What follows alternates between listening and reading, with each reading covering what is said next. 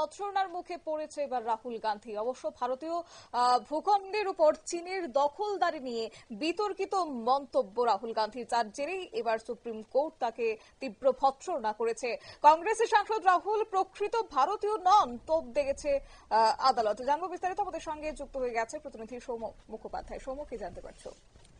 দেখো শতাব্দী, 2020 সালে পূর্ব লাদাখের গালওয়ানে যে সংঘাত হয়েছিল ভারত এবং চীনের মধ্যে, তারপরেই কংগ্রেস সাংসদ এবং ভারতীয় সংসদের বিরোধী দলনেতা রাহুল গান্ধী দাবি করেন যে ভারতের 2000 বর্গ কিলোমিটার ভূখণ্ড দখল করে রেখেছে চীন এবং অরুণাচল প্রদেশে ভারতীয় সেনাকে মারধর করেছে চীনাশলীরা।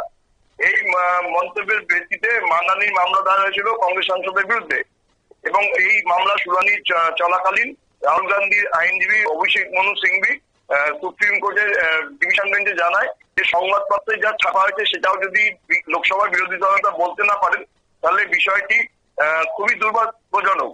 আর এই সওয়ালের ভিত্তিতেই শীর্ষ আদালতের ডিভিশন বেঞ্চ জানায় যে যদি এরকমই মনে হয়েছিল রাহুল গান্ধী, তাহলে সেই বিষয়ে তিনি মন্তব্য না করে, সংসদে না করে কেন সোশ্যাল মিডিয়ায় জানিয়েছেন এবং বাকস্বাধীনতা থাকলেই তার অপব্যবহার করা যায় না বলেও উল্লেখ করে প্রধান বিচারপতি ডিভিশন বেঞ্চ।